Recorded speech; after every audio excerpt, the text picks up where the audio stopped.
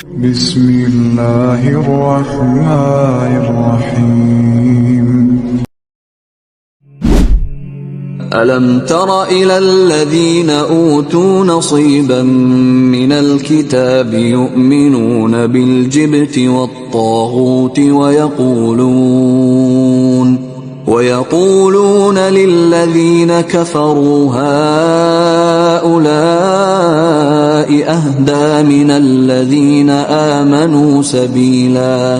کیا تم نے ان کی طرف دیکھا جنہیں کتاب کا کچھ حصہ دیا گیا تھا، یعنی لوح محفوظ کا کچھ حصہ تورات یا انجیل کی شکل میں، حالانکہ وہ آسمانی مذاہب کے ماننے والے تھے لیکن وہ ایمان لائے جبت کے اوپر، یعنی مشرکانہ عقائد اور نظریات کے اوپر، تعویذ دھاگوں کے اوپر، جس قسم کی یہ ایکٹیویٹی سب کی سب جو آپ کو پتا ہے بنی اسرائیل کے اندر آ گئی تھی۔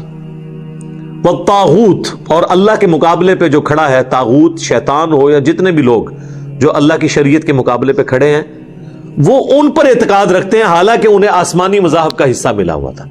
آج مسلمانوں کی بھی یہی حالت ہے کہ وہ قرآن جو آپ کو ایک اللہ کے ساتھ جڑنے کی ترغیب دلاتا ہے، جو آپ کو توحید کے اوپر ایسا ایمفسائز کرتا ہے کہ اس کے بعد کسی ہستی کا ڈر انسان کے دل میں باقی نہیں رہتا، کہ انسان جو ہے وہ کسی قبر کے پاس سے بھی جھک کے گزرے یوں سلام کر کے، اور اسے یہ خطرہ پڑ جائے کہ اگر میں نے اس کے مزار پہ آ کے نظر و نیاز پیش نہ کی تو میری بھینس دودھ دینا بند کر دیں گی۔ یہ نظریات مسلمانوں کے اندر آ گئے تو یہ وہی چیز ہے، یؤمنون بالجبت والطاغوت، اکیلے اللہ کا ماننے والا تو پھر کسی سے نہیں ڈرتا۔ اور وہ کہتے ہیں ان کے بارے میں جنہوں نے کفر کیا، یہ بڑی امپورٹنٹ بات آ رہی ہے کہ جب انسان کا گیئر الٹا لگ جائے نا اور انسان تعصب کی اینک پہن لے تو اس گہرائی میں جا کے انسان گمراہی کی گرتا ہے کہ ہے وہ یہودی تھے۔ یہودی جو ہے وہ حضرت موسیٰ علیہ السلام کو مانتے تھے، مسلمان بھی موسیٰ علیہ السلام کو مانتے تھے، اور مشرکین عرب تو کسی آسمانی مذہب کو ماننے کے لیے تیار نہیں تھے۔ لیکن مسلمانوں کی دشمنی کا لیول دیکھیں، یہ کہتے ہیں ان کافروں کے بارے میں کہ یہ جو کافر بت پرست ہے نا، یہ زیادہ ہدایت یافتہ ہیں ان مسلمانوں کی نسبت۔ ہائے ہائے ہائے ہائے، یعنی بت پرستوں کو یہودی کہتے تھے یہ بہتر ہیں مسلمانوں کی نسبت، کسی اعتبار سے بھی وہ بہتر نہیں تھے۔ یار یہ تو ہم نہیں کہتے ہیں کہ یہودی جو ہیں وہ بت پرستوں سے جو ہے وہ بدتر ہیں، ہم کہتے ہیں نہیں، یہودی ہوں عیسائی ہوں ایٹ لیسٹ یہ بہتر ہیں بت پرستوں سے، چونکہ اہل کتاب ہیں، اسی لیے سورہ المائدہ میں اللہ تعالیٰ نے ان کی عورتوں کے ساتھ نکاح کی بھی اجازت دی ہے۔ لیکن یہودیوں کا دشمنی کا لیول دیکھیں، وہ یہ کہتے تھے کہ یہ بت پرست بہتر ہیں مسلمانوں سے، کیونکہ جب آپ دشمنی پہ اترتے ہیں نا، پھر آپ یہ کمپیریزن چھوڑ دیتے ہیں، علمی گراؤنڈز چھوڑ کے آپ جذباتی طور پر اتر آتے ہیں۔ اور آپ دیکھ لیں یہی کچھ ہمارے ساتھ بھی کر رہے ہیں یہ لوگ، یعنی اہل حدیث مکتب فکر کے لوگ جو آج سے کچھ عرصہ پہلے تک کہتے تھے کہ جی اصل چیز توحید ہے، باقی ساری چیزیں ثانوی ہیں۔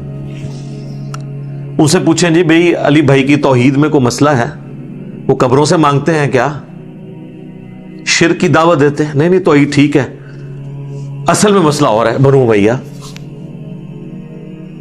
تو پہلے جو آپ نے ڈاکٹرین لوگوں کو کروائی تھی، اور اب یہ حال ہو گیا ہے کہ یہ لوگ ان لوگوں کے ساتھ بیٹھ کے ہمارے خلاف ویڈیوز ریکارڈ کروا رہے ہیں جن کو یہ مشرک سمجھتے تھے، دیوبندیوں کو تقلید کی وجہ سے مشرک اور بریلویوں کو قبروں کے حوالے سے مشرک سمجھتے تھے، اب ان کے ساتھ بیٹھ کے یہ اکٹھے ہو گئے ہیں۔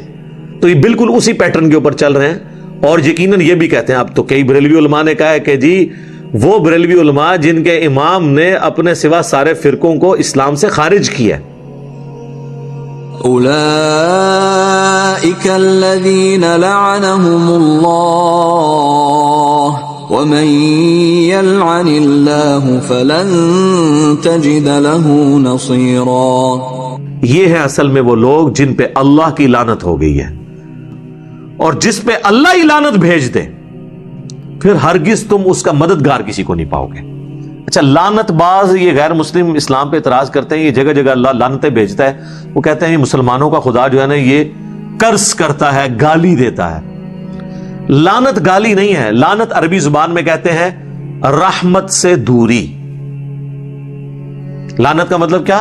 اللہ کی رحمت سے دوری۔ یہ گالی نہیں ہے، بلکہ یہ ایک سوفسٹیکیٹڈ ورڈ ہے اللہ کی رحمت سے جو لوگ محروم کر دیے جائیں گے, جو دور کر دیے جائیں گے, اس کے لیے لفظ استعمال ہوتا ہے ان پہ اللہ کی لعنت ہوئی ہے. یعنی وہ اللہ جس کی رحمت ہر چیز کو گھرے ہوئے ہے اور جس نے اپنے اوپر رحمت لازم کر لی ہے, اس کے باوجود چند بد نصیب ایسے ہیں جو اس کی اس رحمت سے بھی محروم ہو جائیں گے. ام لهم نصیب من الملک فاذا لا یؤتون الناس نقیرا, کیا ان کے لیے کوئی حصہ حکومت میں ہے؟ اور اگر ایسا ہوتا تو یہ کسی کو ایک تل کے برابر بھی چیز نہ دیتے. یعنی اللہ تعالیٰ فرما رہا ہے کہ ان کی دنیا کی محبت خصوصاً یہودیوں کی اس لیول پہ ہے کہ اگر اللہ کے خزانوں کے یہ مالک ہوتے تو ایک تل بھی کسی کو نہ دیتے. آج بھی دیکھ لیں ان کی لالچ اپنے عروج پہ ہے, پوری دنیا کی اکانومی کو انہوں نے اپنے کنٹرول میں کیا ہوا ہے. ام يحسدون الناس على ما آتاهم الله من فضله فقد آتينا آل إبراهيم الكتاب والحكمة وآتيناهم ملكا عظيما. کیا یہ حسد کرتے ہیں لوگوں سے اس نعمت کے بارے میں جو اللہ نے اپنے فضل سے دی ہے؟ یعنی یہ حاسد ہو گئے تھے کہ بنو اسماعیل جن کو ہم کل تک کہتے تھے امی, ان پڑھ, جاہل, اور اللہ نے پیغمبر آخر الزماں صلی اللہ علیہ وآلہ وسلم کو ان میں مبعوث کیا, اور یہ تو علماء کی فیملی تھی پوری. کہتے ہیں یہ نسلن لڑی چونے علماء تھی. تو یہودی واقعی وہ علماء دی اور انبیاء دی لڑی چو, سب انہی کی لڑی میں سے تھے. اللہ تعالیٰ نے ان کو چنا ہی نہیں, اور اللہ تعالیٰ نے پیغمبری کے لیے حضرت اسماعیل علیہ السلام کی اولاد کو منتخب کیا جن میں کوئی پیغمبر نہیں آیا تھا سوائے حضرت اسماعیل کے. تو یہ حسد کرتے تھے. تو اللہ تعالیٰ نے اس کا جواب بڑا پھکی والا دیا ہے. تو بے شک اللہ تعالیٰ نے تو آل ابراہیم کو کتاب اور حکمت عطا فرمائی تھی, یعنی آل ابراہیم کو اللہ نے چنا تھا نا. تو آل ابراہیم تو تم خود بھی مانتے ہو کہ بنو اسماعیل اور بنو اسرائیل دونوں آل ابراہیم ہیں. تو اگر آج پیغمبر بنو اسماعیل میں آ گیا تو اس میں پریشانی والی کون سی بات ہے؟ ابراہیم کا بچہ وہ نہیں ہے اسماعیل دوسرا, تو تم بھی ابراہیمی دین کے ماننے والے ہو نا. آج بھی آپ تورات کا ذرا پہلا چیپٹر کھولیں نا, پیدائش, جو انجیل مقدس ملتی ہے انارکلی اردو بازار لاہور کی, فری بھی, اس کا PDF بھی رکھا ہے. پیدائش والا چیپٹر پڑھیں تو وہاں پہ وہ پورا واقعہ لکھا ہے جو حضرت اسماعیل علیہ السلام کی والدہ ہاجر کو, ہاجرہ لفظ غلط ہے, یہ ہاجر لفظ ہے,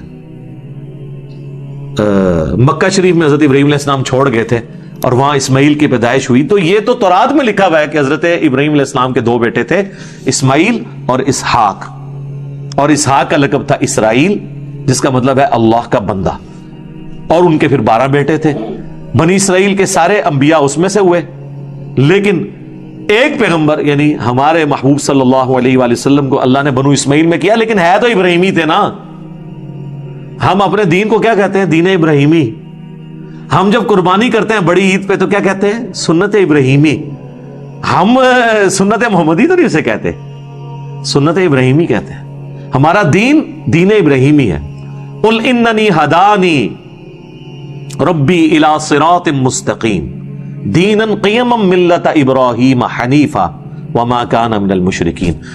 نبی تم فرماؤ میرے رب نے تو مجھے ہدایت کے راستے تک پہنچا دیا ہے, اور وہ ہدایت کا راستہ کیا ہے؟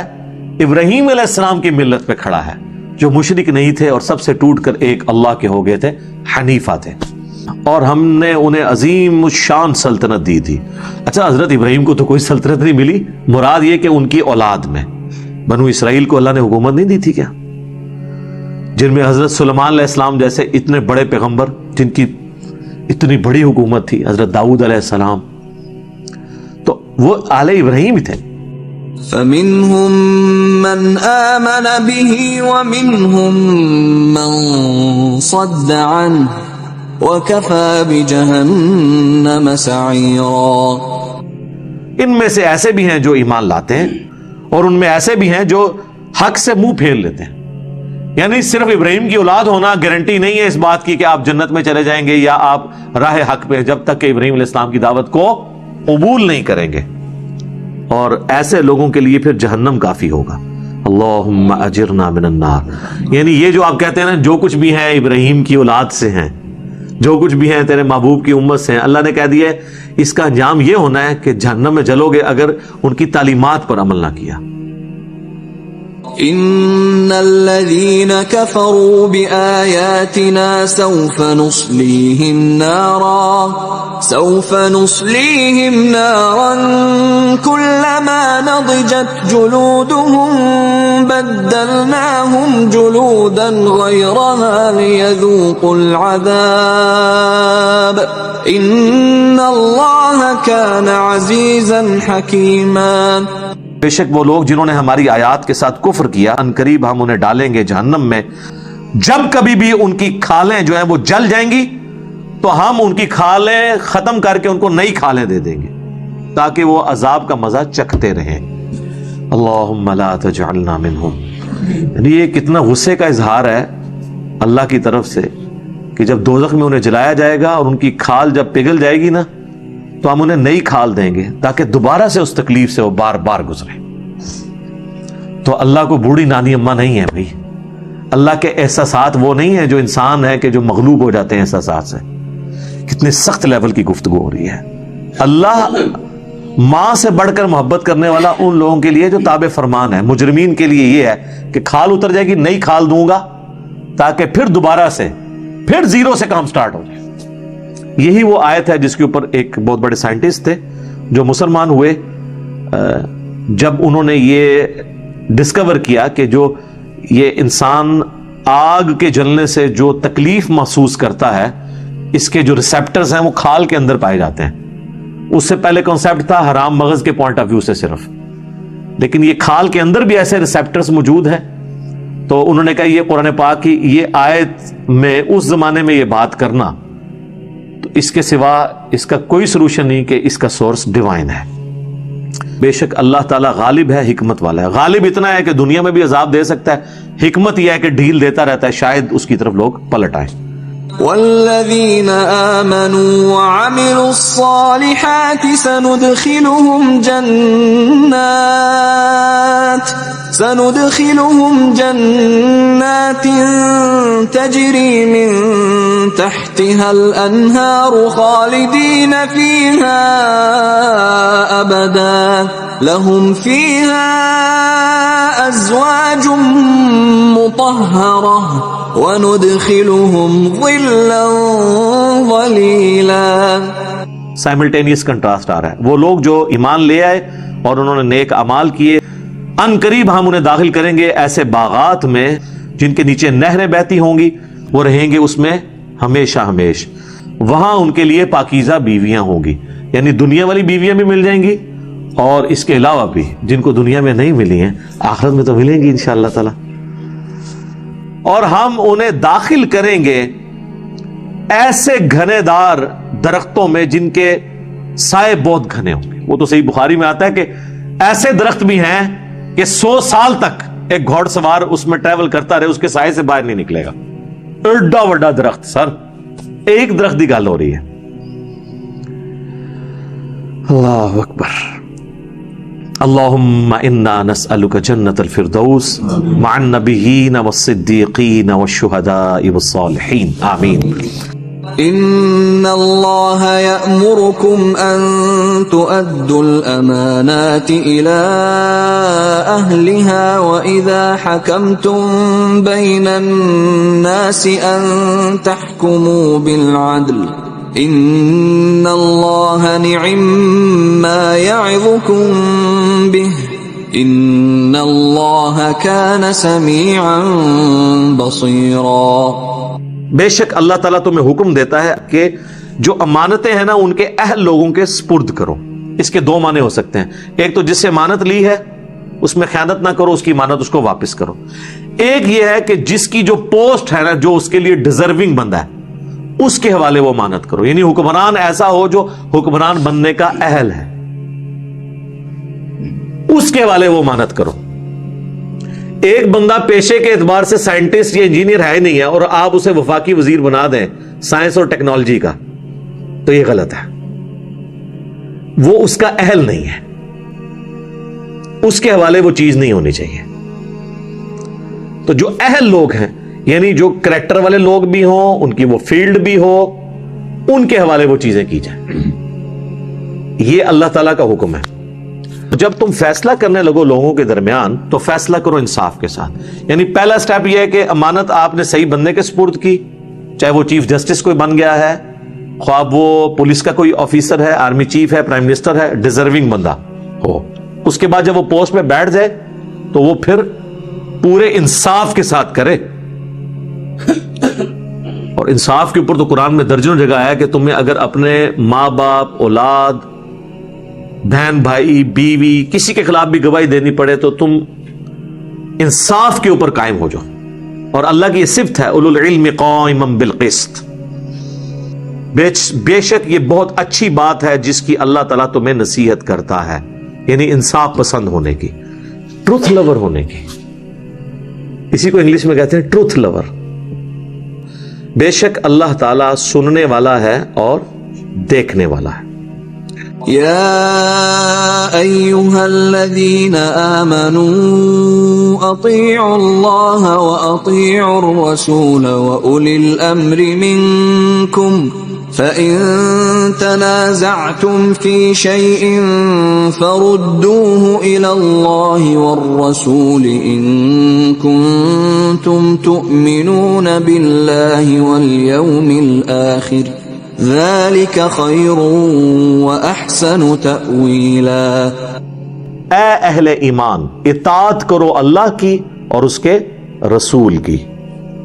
اطاعت کرو اللہ کی اور اطاعت کرو اس کے رسول کی. اور جو تم میں اولو الامر ہے نا, ان کی بھی اطاعت کرو. لیکن اس کے ساتھ اطیعوا نہیں آیا. اس کی حکمت اس آیت کے اگلے حصے میں کھل جائے گی کہ ایبسولوٹ اطاعت کس کی ہے, اللہ اور اس کے محبوب صلی اللہ علیہ وآلہ وسلم کی. اور آج کی ڈیٹ میں اللہ اور اس کے رسول سے مراد کیا ہے؟ قرآن اور صحیح الاسناد احادیث, کتاب و سنت. کیونکہ آج نبی علیہ السلام ایز این انسٹیٹیوشن ہے ہمارے پاس, فزیکلی تو سامنے موجود نہیں ہے, ان کی تعلیمات ہیں. حکمران کی بھی کرنی اطاعت, لیکن وہ غیر مشروط نہیں ہوگی, مشروط ہے اللہ اور اس کے رسول کے ساتھ. کیونکہ ساتھ ہی ذکر آیا اگر تمہارا تنازع کھڑا ہو جائے تو اپنے اس معاملے کو پلٹاؤ اللہ اور اس کے رسول کی جانب. یعنی حکمران سے یا اولو الامر سے جو تمہارا اختلاف ہوتا ہے وہ تم نے پھر فیصلہ کروانا ہے اللہ اور اس کے رسول سے. تو ظاہر ہے اللہ رسول سے کیا مطلب؟ کتاب و سنت سے. اگر تم واقعی اللہ پر ایمان رکھتے ہو نا تو پھر تمہاری روش یہ ہوگی کہ تمہارے لیے فائنل اتھارٹی اللہ اور اس کے رسول ہوں گے عز و جل و صلی اللہ علیہ وآلہ وسلم. اور آخرت پر ایمان رکھتے ہو, یعنی accountability of the day of judgement کا اگر تمہیں خوف ہوگا نا, پھر یہ تم کتاب و سنت سے فیصلہ کراؤ گے. ورنہ کیا کہو گے؟ مفتی صاحب نے فرما دیا, بزرگوں نے فرما دیا. اسی میں تمہاری خیریت ہے اور اسی کا انجام اچھا ہونے والا ہے. کس کا؟ کہ اگر جب کبھی جھگڑا ہو تو اللہ اور اس کے رسول سے فیصلہ کرنا. یہ ہے وہ آیت جس میں صراحتاً اللہ کے محبوب صلی اللہ علیہ وآلہ وسلم کو ہمارا امام ڈکلیئر کیا گیا. لیکن افسوس اس آیت کو انہوں نے لوگوں کے بنائے ہوئے اماموں کی اندھی تقلید کس موڈ میں پیش کرنا شروع کر دیا, آدھی آیت پڑھ پڑھ کے.